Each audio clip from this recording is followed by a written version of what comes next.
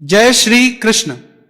आप सभी को कृष्ण पक्ष उत्पन्ना एकादशी के पारण दिवस की ढेरों शुभकामनाएं। प्रिय दर्शकों, आज के इस वीडियो में हम विशेष जानकारियां आपके लिए लेके आए हैं। ये जो एकादशी है ये शनिवार ही है, अर्थात पारण इसका रविवार को, रविवार के दिन पूजा पाठ में बहुत से नियमों का पालन करना होता है। रविवार के दिन बहुत से पूजा पाठ जरा आदि अर्पित नहीं किए जाते हैं, तो पारण पर इस क्या प्रभाव रहेगा ये जानना आवश्यक है।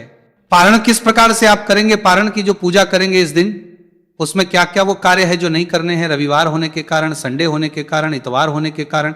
रविवार को पारण की पूजा विधि क्या रहेगी, नियम क्या रहेंगे, क्या मंत्र रहेंगे, भोग क्या रहेगा और किस प्रकार से आप इस एकादशी का व्रत पारण करेंगे, यही विषय है हमारे आज के इस वीडियो का।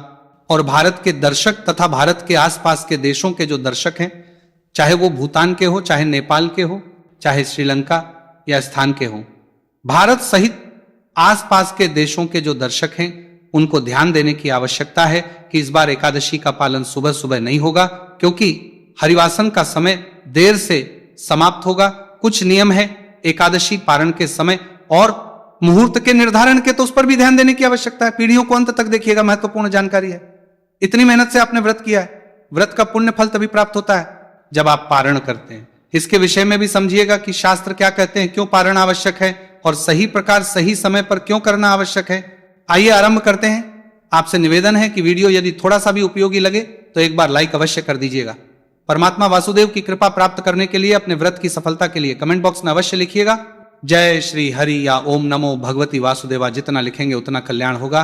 आप देख रहे हैं सनातन धर्म का संसार ज्योतिष संस्थान का प्रतिष्ठित यूट्यूब चैनल सनातन धर्म का संसार धार्मिक। हम यहाँ पर सभी व्रत और त्योहारों की सही शास्त्रीय जानकारी प्रदान करते हैं। ज्योतिष शास्त्र और पंचांग के आधार पर आपको बताते हैं कौन सी तिथि कब है, व्रत आदि कब करना है, क्या विधि है, क्या नियम है और क्या गलती नहीं। यदि आप सभी व्रत और त्योहारों की सही शास्त्रीय जानकारी पाते रहना चाहते हैं तो कृपया चैनल को सब्सक्राइब कीजिए और बेल आइकॉन को प्रेस कीजिए। आपसे निवेदन है कि वीडियो यदि थोड़ा सा भी उपयोगी लगे तो उसे शेयर अवश्य कीजिएगा, क्योंकि ये एकादशी का व्रत करने वाले बहुत अधिक लोग हैं और सभी तक सही जानकारी पहुंचे, ये आप सबका दायित्व बनता है। अगर वीडियो आप तक आ गया है तो आप उसे आगे लोगों तक पहुंचाएं, जिससे कि वो भी उसका लाभ ले पाएं और सही प्रकार से अपने व्रत को पूरा कर पाएं। आइए आरंभ करते हैं। प्रिय दर्शकों, सबसे पहला प्रश्न उठता है कि पारण क्यों महत्वपूर्ण है। क्या पारण नहीं करेंगे तो व्रत का फल नहीं मिलेगा क्या? कह सकते हैं कि भाई हमने व्रत तो कर लिया नियम से, अब हम क्यों आपके पारण का वीडियो देखें और क्यों विधि से पारण करें। तो इसके विषय में शास्त्र कहते हैं कि जो व्यक्ति व्रत का पारण नहीं करता उसे उस व्रत का केवल 30% पुण्य ही प्राप्त होता है। कितना? 30%। बाकी सारा पुण्य उसका नष्ट हो जाता है और जो पारण गलत तरीके से करता है उसका संपूर्ण पुण्य नाश हो जाता है। इसीलिए हमें पारण करना चाहिए, इसीलिए पारण अधिक महत्वपूर्ण है, क्योंकि बिना पारण के आपके व्रत का पूरा फल नहीं मिलता। आपको व्रत आप जितना मर्जी कठिन करें, पूरा फल तभी मिलेगा जब विधि से पारण करेंगे, और अगर पारण में त्रुटि हो तो संपूर्ण नष्ट हो जाता है। और हम आपको प्रत्येक एकादशी पर पारण का विशेष वीडियो अलग से बना के देते हैं, बताते हैं कि कैसे आपको पारण करना है, किस समय आप सबको पारण करना है। प्रिय दर्शकों, ये जो एकादशी है ना, जैसे उत्पन्ना एकादशी कहते हैं, इसका महत्व वैसे बहुत अधिक है। ये एकादशी सभी मनोकामनाओं को पूरा करने वाली है। प्रिय दर्शकों, इस एकादशी का आप सभी व्रत कर रहे होंगे। 15 तारीख को, 15 नवंबर को सूर्य के मुख से एकादशी है और व्रत पूर्ण होने से पहले द्वादशी भी आ जाएगी, इसीलिए यह द्वादशी भी हो जाएगा। उत्तम दिन है व्रत करने के लिए। 15 तारीख, 15 को व्रत करके 16 को आपने पालन करना है। व्रत के बाद आपने कुछ नियमों को पालन करना है, जैसे पूजा करने के बाद किसी के प्रति वैर भाव नहीं रखना, किसी का अहित नहीं करना, किसी का बुरा नहीं चाहना, अपशब्दों का प्रयोग नहीं करना, लड़ाई झगड़ा नहीं करना। घर में भगवान विराजमान है, आपने चौकी स्थापित की होगी, चौकी स्थापित है, भगवान विराजमान है, तो घर में किसी भी प्रकार का कलह कलेश ना हो, इसका ध्यान रखना। लहसुन प्याज आदि घर में भी ना बने, इसका भी ध्यान रखना। ब्रह्मचर्य का है, आवश्यक नियम है। एक दिन पहले धारण किया जाता है, वह पालन करना। सायंकाल के समय कीर्तन करना या कीर्तन सुनना। यह मंदिर में कहीं कीर्तन होता है तो वहां कीर्तन में भाग लेने, शामिल होने जाना। तो कीर्तन का फल बड़ा कहा गया है। कीर्तन के लिए ना जा पाए कहीं तो हम आपके लिए एक वीडियो अपलोड करते हैं जिसमें कुछ स्तोत्र होते हैं, उनको आप श्रवण कर लीजिएगा, वो आपके लिए कीर्तन का फल प्रदान करेंगे। कीर्तन के बाद रात्रि काल को जागरण की महिमा बहुत कही गई है। जितना हो सके रात्रि को जागरण कीजिए। जागरण करने के लिए ऐसा नहीं कि आप टीवी चला के बैठ जाएं और फिल्म देखते रहें। नहीं, जागरण से अभिप्राय है भगवान की भक्ति कीजिए, उनका नाम जप कीजिए, उनका संकीर्तन कीजिए, उनके स्तोत्र पढ़िए या सुनिए। इस प्रकार से आपने जागरण करना है। ये करते हुए तो ये सब कैसे करेंगे? आपको हम YouTube पर जो अपलोड करते हैं जिसमें कीर्तन की महिमा कही गई होती है, उसमें 4 से 5 स्रोत होते हैं, पाठ होते हैं, उनको सुनिए। उनको सुनने से आपको रात्रि जागरण भी होगा, रात्रि जागरण का फल भी प्राप्त होगा। रात्रि जागरण कब तक? रात्रि जागरण कम से कम 1 बजे तक तो कीजिए, प्रयास करें। अगर आप 3 बजे तक या 4 बजे तक कर पाए तो इस प्रकार से एकादशी के दिन को व्यतीत कीजिए। पारण के लिए सूर्योदय से पहले उठ जाइए, उठने के बाद स्नान आदि से निवृत्त होइए, स्वच्छ वस्त्र धारण कीजिए। और अब हम पारण के दिन का पूजन करेंगे जो बड़ा ही महत्वपूर्ण है।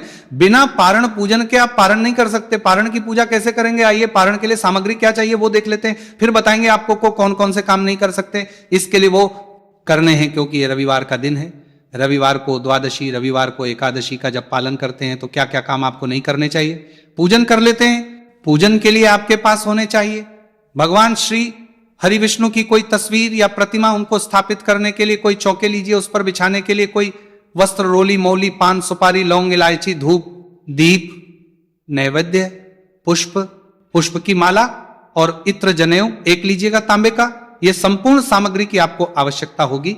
ध्यान दीजिएगा, मार्गशीर्ष मास चल रहा है, इसमें शंख स्नान की बड़ी महिमा है। यदि आपके पास शंख है तो शंख को अवश्य ही पूजा में रखिएगा। यह सारी सामग्री एकत्र कर लीजिए, जो आपका पूजा स्थल है वहां पर एकत्र करके आसन लगा के बैठ जाइए।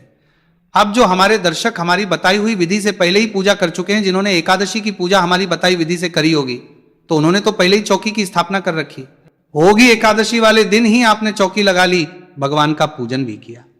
अब जिन लोगों ने एकादशी की चौकी लगा रखी है, पूजन एकादशी का कर चुके हैं, वो आज पारण की पूजा से शुरू करेंगे। और जो लोग पहली बार हमारा ये वीडियो देख रहे हैं, जिन्होंने चौकी की स्थापना नहीं की, भगवान की स्थापना नहीं की, आप लोग पहले स्थापना करेंगे, आपको स्थापना की विधि बताते हैं।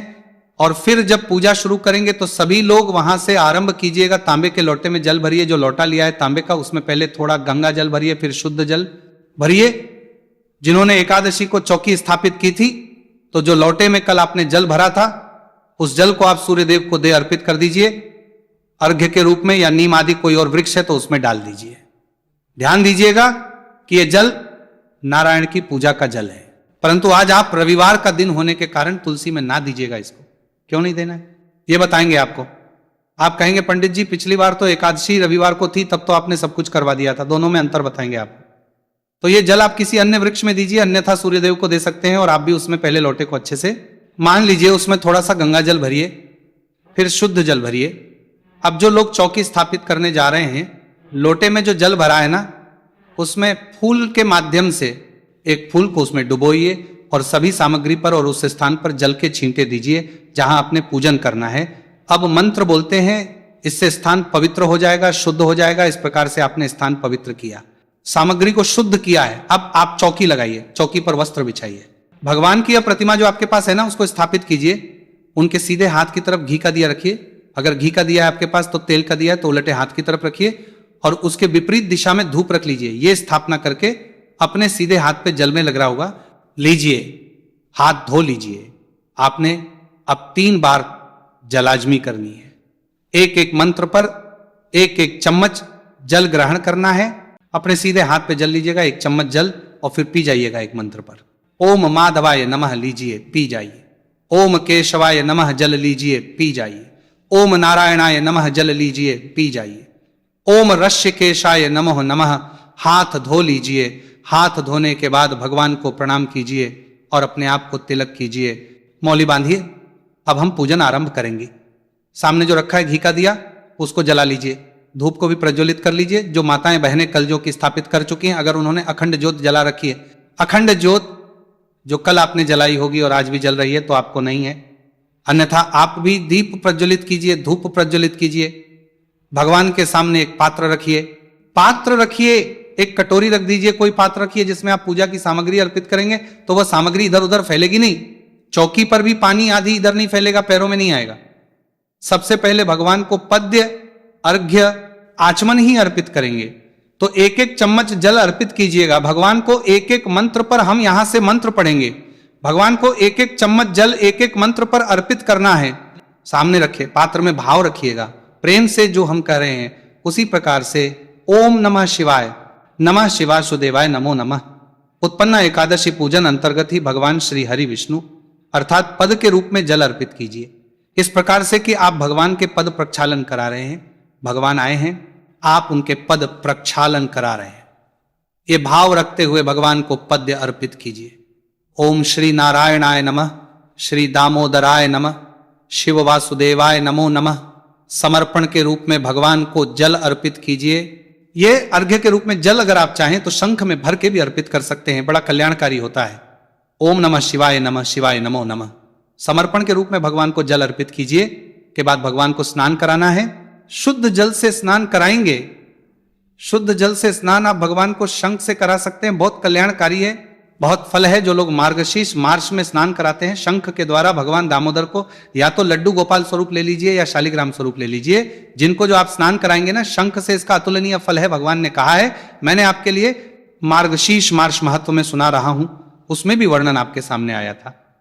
भगवान नारायण स्वयं वर्णन करते हैं इसका, और मैंने आपको यह स्नान करके भी दिखाया है कि कैसे स्नान कराना है, कैसे घी से, कैसे दूध से, कैसे दही से, और किसका कितना पुण्य है। वो वीडियो यदि देखा नहीं तो उसको ध्यान से देखिए, बहुत कल्याणकारी है। प्रतिदिन आपको भगवान को शंख से स्नान कराना चाहिए। अब जो प्रतिदिन शंख से नहीं करा पा रहे हैं तो एकादशी पर तो आप अवश्य करें। इसीलिए मैंने आपको बल दिया है कहने पे कि भाई आप शंख से स्नान कराएं भगवान को। कोई भी छोटा सा शंख ले लीजिए, तो शंख से स्नान कराएंगे। शुद्ध जल से शंख से जल अर्पित कीजिए स्नान के लिए भगवान के सर से मस्तक से। अब आप पंचामृत बना लीजिए इस एकादशी के पारण में। पंचामृत में शहद का प्रयोग कर सकते हैं, कच्चा दूध, दही, घी, शहद और शक्कर के साथ पंचामृत बनाइए और पंचामृत से भगवान को स्नान कराइए, अभिषेक कराइए, पंचामृत अर्पित कीजिए भगवान को। पंचामृत के बाद फिर से शुद्ध जल से स्नान कराइए, जैसे कि पूरी तरह से साफ कर दीजिएगा। अब की बार जल में या तो थोड़े पुष्प डाल लीजिए या चंदन है तो चंदन डाल लीजिए। इसका अर्थात जो आपने आरंभ में जल से स्नान कराया था उसके फल की तुलना में पंचामृत का स्नान अधिक फलदायी था, और उसकी तुलना में उससे 10 गुना अधिक फलदायी ही। जो भी आप गंध स्नान कराएंगे मस्तक से, जिसमें जल में केवल आपने फूल मिला लीजिए, फूल की 2 पंखड़ी डाल दीजिए, ज्यादा कुछ नहीं है तो, और पुष्प अगर नहीं है तो आप चंदन भी उसमें डाल सकते हैं। सफेद चंदन अगर आपके पास है तो गंध युक्त जल है, इससे आप स्नान कराइए। शंख से भगवान को मस्तक से उनके मस्तक पर अर्पित कीजिए। लड्डू गोपाल के या शालिग्राम जी हैं तो उनके ऊपर भगवान को स्नान कराने के बाद अब आप वस्त्र अर्पित करेंगे। वस्त्र के रूप में मौली का टुकड़ा तोड़िए और वो अर्पित कीजिए। यज्ञ पवित्र लीजिए, तिलक कर लीजिएगा, फिर अर्पित कीजिएगा भगवान को। यज्ञ पवित्र समर्पित करने के बाद अब भगवान को इत्र अर्पित करेंगे। इत्र को फूल पर लगा लीजिए और वह अर्पित कीजिएगा। ओम नमः श्री नारायणाय नमः, शिव नमो नमः, इत्रम समर्पयामि। इत्र समर्पित कीजिए भगवान को प्रेम से। इत्र को फूल पर लगा के और अर्पित कर सकते हैं। इत्र अर्पित करके अब आप भगवान को तिलक लगाएंगे। से तिलक कीजिए। ओम नमः श्री नारायणाय नमः, श्री दामोदराय नमो नमः, गंधम समर्प। तिलक कीजिए, भगवान को घुमा दीजिए। तिलक करने के बाद पुष्प अर्पित करेंगे भगवान को। फूलों की माला होगी तो माला पहनाइएगा। ओम नमः शिव नारायणाय नमः, माला अर्पित कीजिए, पुष्प अर्पित कीजिए भगवान को। धूपम दर्शयामि पम दर्शया, धूप दीप दिखाएंगे। ओम नारायणाय नमो नमः धूपमाय। ओम नारायणाय नमः, शिवासुदेवाय नमः, शिवोदाय नमो नमः, दीपम धूप दिखाइए, दीप दिखाइए और नैवेद्य अर्पित कीजिए। नैवेद्य के रूप में आप फल है तो फल अर्पित कीजिए, मिठाई है तो मिठाई लीजिए, अन्यथा मिश्री लीजिएगा, अर्पित कर दीजिएगा। जो माताएं, बहनें, भाई, बंधु हमारे ग्रामीण क्षेत्र में रहते हैं तो वहां बताशे मिलते हैं, हम बताशा अर्पित कर दीजिएगा। 1 चम्मच जल लीजिए, भगवान को अर्पित कर दीजिए। पान का पत्ता लीजिए, उस पे 2 लौंग, 2 इलायची, सुपारी रखिए। कपूर है तो कपूर रखिएगा, क्योंकि ये जो मार्गशीर्ष मास है इसमें कपूर की बड़ी महिमा है, तो भगवान को वह तांबुल अर्पित कीजिए। ओम नारायणाय नमः, शिवाय वासुदेवाय नमः, सीतामोधराय नमो नमः, तांबुलम समर्पया, तांबुल अर्पित कीजिए। तांबुलम पुंगी फलम शुभ दक्षिणाय, शुभ दो वरदो भव। जो भी दक्षिण भगवान को अर्पित करना चाहते हैं वह प्रेम से दक्षिणा अर्पित कीजिए, हाथ जोड़कर नमस्कार कीजिए। इसके बाद आप तुलसी माता की कथा सुन सकते हैं, विष्णु श्रवण कर सकते हैं। तदोपरांत आप आरती करेंगे, आरती कर लीजिए। आरती जो है कपूर से करते हैं तो उसकी महिमा बहुत अधिक है। एकादशी पर कपूर से आरती आपको अनंत फल देती है। दूसरा, ये आरती इसलिए महत्वपूर्ण होती है कि मान लीजिए हमसे पूजा में कहीं कोई गलती, कोई त्रुटि, कोई भूल हो जाती है, किसी मंत्र में कोई भूल हो जाती है, कुछ भूल जाते हैं, तो जब आप आरती हैं इस कपूर से तो भगवान उन सभी गलतियों को क्षमा कर देते हैं, और इससे आरती जो है आपकी पूजा में हुई कमी को पूर्ण करती है। इसीलिए आरती आवश्यक है। आरती कीजिएगा भगवान की। ओम जय जगदीश हरि, ये वाली आरती कर लीजिएगा। आरती करने के बाद अब भगवान को भोग लगाएंगे। भोग के रूप में क्या लगाएंगे? देखिए, पारण के दिन आप कोई भी सात्विक आहार भोग में लगा सकते हैं भगवान को। यूं तो पीले चावल बनाने का विधान है, आप चावल बना सकते हैं। इस एकादशी अगर हम बात करें तो इस एकादशी पर चावल युक्त खीर का विधान कहा गया है। चावल की खीर का विधान है। चावल की खीर बनाइए, वो भोग के लिए थाली में सजाइए, भगवान के सामने रखिए, उसमें तुलसी पत्ता अवश्य रखिए, पर्दा कर दीजिए। हम मंत्र पढ़ते हैं, ताली बजाइए और उसके बाद जलाजमी कराइए। भगवान को जल लीजिए, चारों तरफ घुमाइए और छोड़ दीजिए। मस्तक झुका के, सर झुका के भोग प्रसाद उठा लीजिए, बाकी भोग प्रसाद में उसे मिला दीजिए। इस प्रकार भगवान को आपने भोग लगाया है। जब आप पारण करेंगे तो पहला ग्रास इसी में से खाएंगे। जो आपने भगवान को भोग लगाया है वही भगवान को भोग लगाने के बाद आप पुष्पांजलि करेंगे। बड़ी आवश्यक प्रक्रिया है। हाथ में पुष्प लीजिए, खड़े हो जाइए, ध्यान दीजिएगा। हे प्रभु, ना हम आपका आवाहन जानते हैं, पान में प्रभु न हम आपका आवाहन जानते हैं, पान में प्रभु न हम आपका आवाहन जानते हैं, प्रभु न हम आपका आवाहन जानते हैं, प्रभु न हम आपका आवाहन, न पूजन जानते हैं न विसर्जन जानते हैं। हम प्रज्ञानी जीव हैं। जैसी बन पड़ी है वैसी सेवा हमने यह आपके श्री चरणों की है। भगवान इसमें एकादशी के व्रत, पूजन आदि में, पारण पूजन आदि में हमसे कोई गलती, कोई त्रुटि, कोई भूल हो गई हो तो उसे क्षमा कीजिएगा। आप दया सिंधु हैं, हम आपके दर के भिखारी हैं, आपके बानक नादान हैं। जितनी बुद्धि है, जितनी समझ है, उसके अनुसार उत्तम से उत्तम का प्रयास किया है। फिर भी अगर जाने अनजाने में कोई गलती हुई हो तो उसके लिए क्षमा याचना करते हैं। प्रभु, आपको अर्पित करने के लिए हमारे पास कुछ नहीं है। तन मन धन सब आप ही का है। हमारे पास क्या है?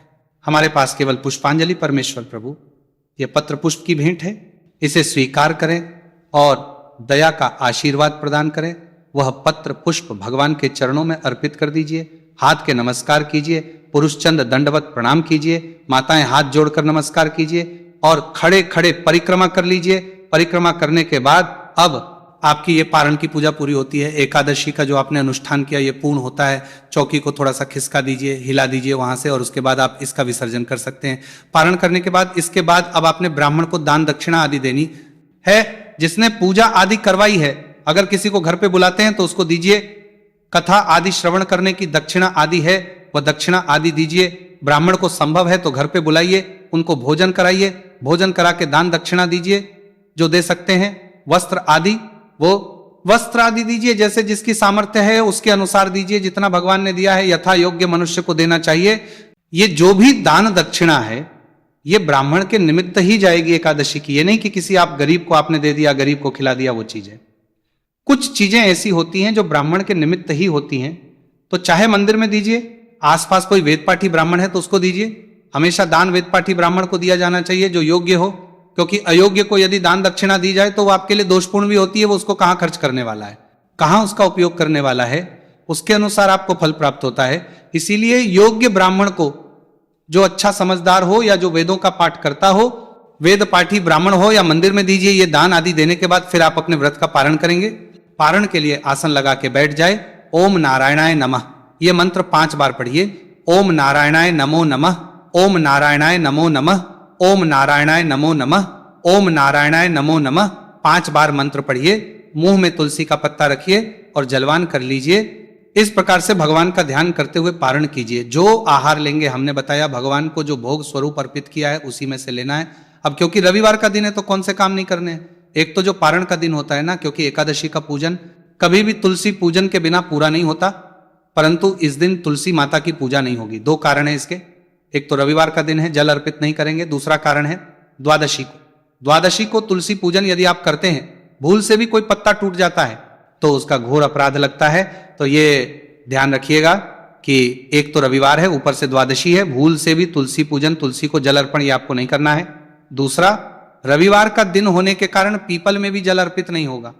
पीपल में भी अगर आज के दिन आपने जल अर्पित किया, क्योंकि द्वादशी को पीपल पूजा, पारण वाले दिन पीपल पूजा का विधान कहा गया है। शास्त्रों में कहा गया है कि भाई फल अधिक मिलता है, परंतु रविवार है, रविवार के दिन देवी दरिद्रता का वास होता है पीपल पर।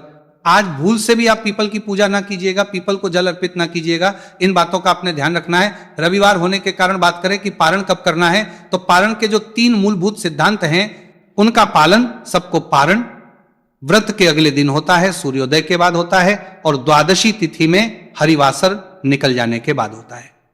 हरिवासन जो है वो मूलतः द्वादशी तिथि में शुरुआत के 5.5 घंटे होते हैं और कई बार उससे देर से भी आता है, तो इसीलिए इस नियम का पालन आवश्यक है। अगर हरिवासन समाप्त होने से पहले आपने पारण कर लिया तो आपका व्रत निश्चित रूप से खंडित होता है। और इस बार क्योंकि हरिवासन देर से समाप्त होगा, द्वादशी तिथि देर से आ रही है, तो सुबह सुबह पारण किसी ने भी नहीं करना है। सूर्योदय के साथ किया तो व्रत निश्चित रूप से अधूरा होगा, खंडित होगा। तो व्रत जो है 11 बजे के बाद कीजिएगा। 11 से 1 के बीच में उत्तम समय है, उत्तम चौघड़िया है। यह भारत और उसके आसपास के देशों के लिए है। अगर बात करें हम पश्चिमी देशों की, कनाडा की बात करें, यूएसए की बात करें या यूके की बात करें, तो आपके यहां पे सूर्योदय के साथ ही किया जा सकता है। यदि जानकारी के विषय में कुछ और पूछना चाहें, कहना चाहें, कमेंट बॉक्स में लिख के पूछ लीजिएगा। भगवान वासुदेव की कृपा सबको प्राप्त हो, आपका व्रत सफल हो। हरे कृष्णा।